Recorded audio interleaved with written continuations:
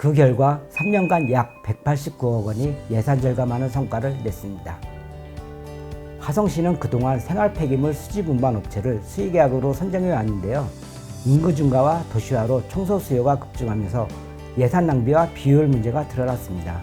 이에 따라 청소구역을 전면 개편하고 공개 경쟁 체제를 도입하였습니다. 시민들께 더 나은 청소 서비스를 제공하는 게 목표였죠.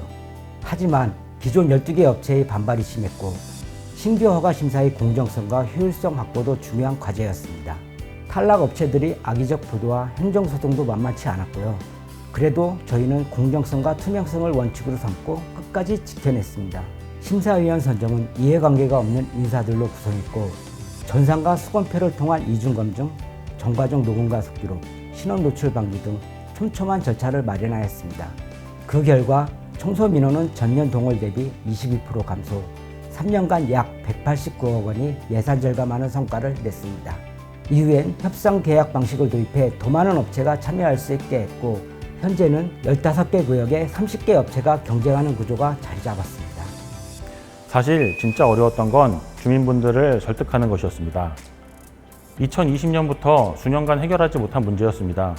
아이들의 안전을 지켜야 하는 초등학교 앞 도로인데 출근 시간마다 차량 정체가 심하다 보니 우회전 차로를 만들어 달라는 요구가 계속해서 있었죠. 하지만 차로를 만들려면 보도를 줄여야 했고 그러면 보행자 안전에 위협이 된다는 점에서 학교와 학부모님들, 주민들 사이에 팽팽한 의견 충돌이 있었습니다. 그래서 처음엔 이걸 어떻게 풀 수 있을까 정말 고민이 많았습니다. 그런데 어느 날 직접 출근 시간대 현장에 나가 신호 주기와 차량 흐름, 보행 동선을 관찰하다가 차선을 건드리지 않고 횡단보도를 살짝 옮기면 되지 않을까 하는 생각이 들었습니다.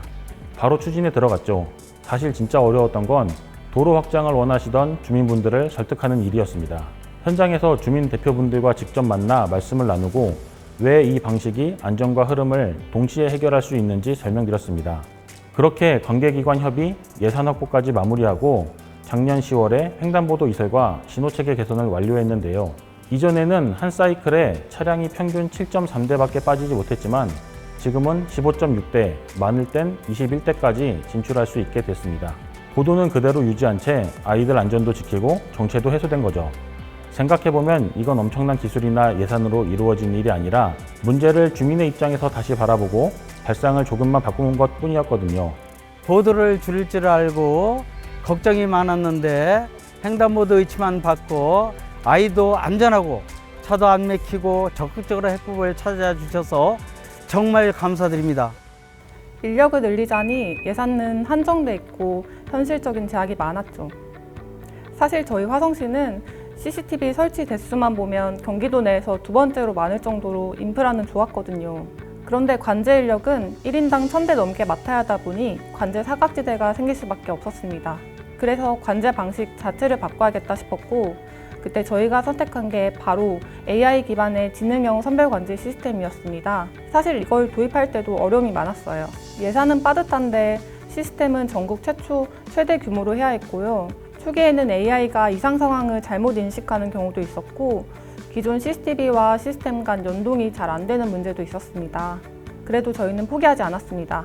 끊임없이 테스트하고 개선을 반복하며 AI의 인식 정확도를 높였고요. 각 부서랑 지속적으로 협의하면서 시스템 연동 문제도 하나하나 풀어나갔습니다. 결과적으로 지금은 폭행, 배회, 군집, 화재, 쓰러짐 같은 이상 행동이 자동 감지되고 관제요원에게 실시간 영상이 제공되면서 즉각적인 대응이 가능해졌습니다.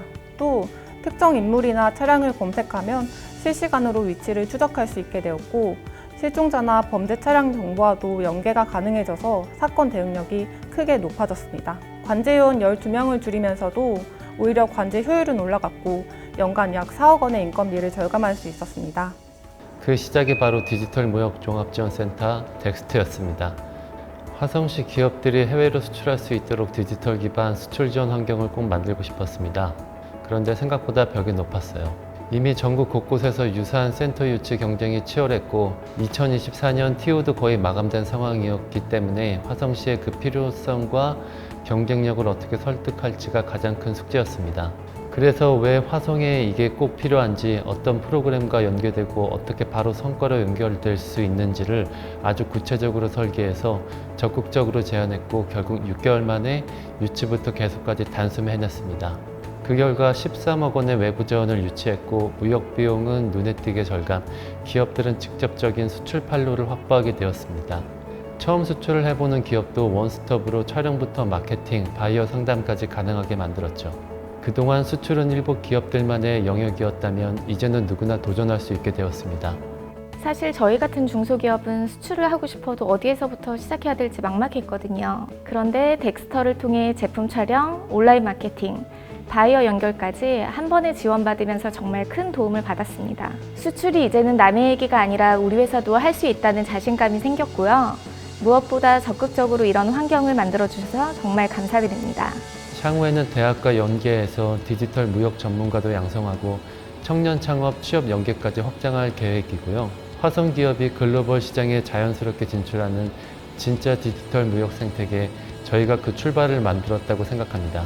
무엇보다도 시민의 생명과 안전을 지킬 수 있는 능력이 훨씬 더 강해졌습니다. 여러 어려움 속에도 원칙을 지킨 적극 행정 덕분에 시민 만족과 행정 효율 두 마리 토끼를 모두 잡을 수 있었습니다. 앞으로도 현장에서 답을 찾는 행정 적극으로 이어가겠습니다.